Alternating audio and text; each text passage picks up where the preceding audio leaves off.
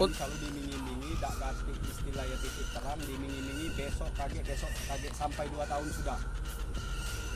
Mulai dari bulan 1 2017 kami diberi janji. Lahan kita yang terkena tol ini berapa luasnya? Seluruhnya luasnya 19,5 hektar.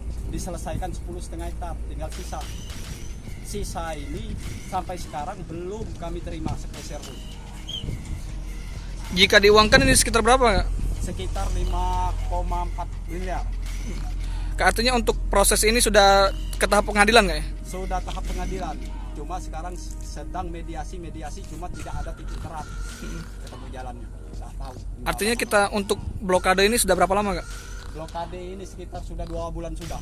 Artinya tidak boleh aktivitas mineral ini ya? Ya, tidak boleh di areal ini ada aktivitas sama sekali. Karena sudah kami melalui istilah badan hukum ini sudah masuk ke arah.